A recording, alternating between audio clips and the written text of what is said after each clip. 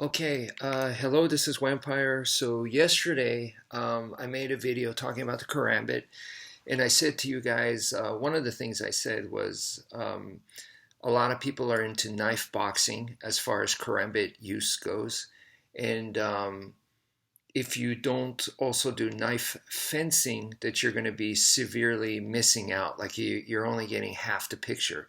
Knife fencing and knife boxing go well together. So then, that sounds all great, and for most of us, probably don't have access to a fencing school, or you're not in position to go join a fencing academy, right? Um, so in that case, what can we do? How can we start to add knife fencing to our understanding, to our arsenal? And we go back to the angles of attack, and I'm gonna tell you guys a book here that I read many years ago. It's called Escrima: Filipino Martial Arts, and it is by let me see. I'm gonna try to pronounce his name as best as I can. Godhania Krishna. Okay, so this instructor wrote this book on Escrima, and uh, in it, one of the things that I found most interesting, and this is my own interpretation of it, so please bear that in mind, but was when he mentioned the word vector. Okay, so from my understanding, the way he explained it was, okay, we all learn the angles of attack. You're going to learn it right away, okay?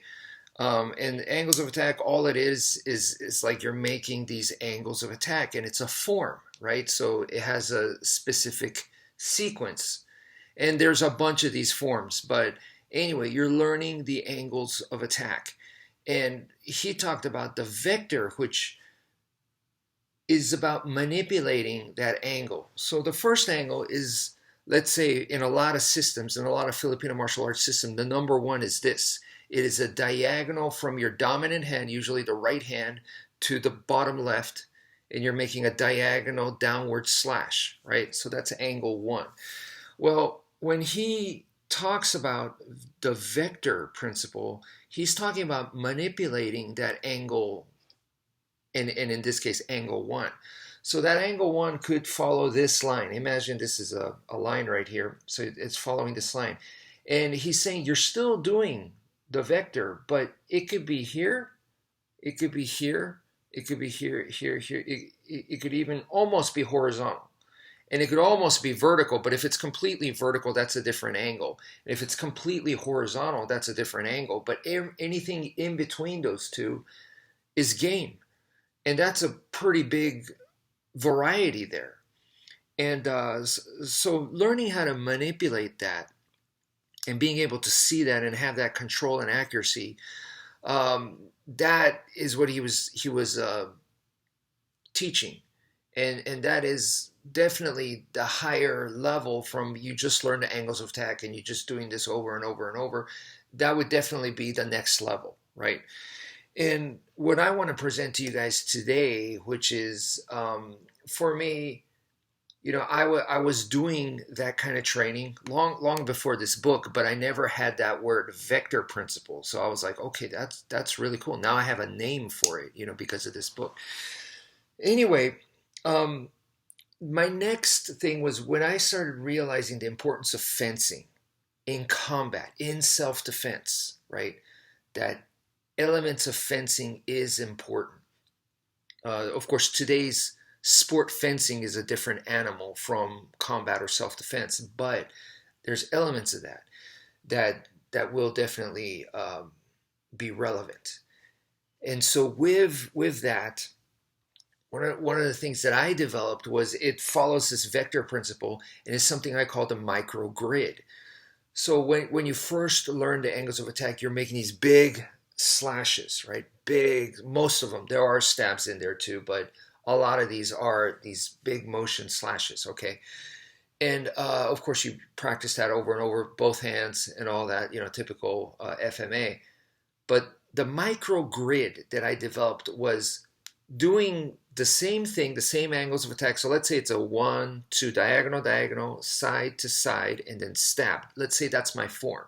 That's the typical 5 angles of attack form that I saw Professor Danny Nosanto teach it long time ago. And I just saw it off of a YouTube video, and I liked it more than my angles of attack that I learned from my teacher, that I adopted that. But anyway, so let's say we're talking about that one. Well, you could do it right here where it's just 1, 2, 3, 4, and 5. In other words, it's a micro grid. Now I'm working in a much, much smaller scale rather than this big where it's like torso size, you know. And if you're, especially if you're extending your arm out like in fencing, it makes more sense to do it like that than big, huge motions in long range where you're going to be more vulnerable.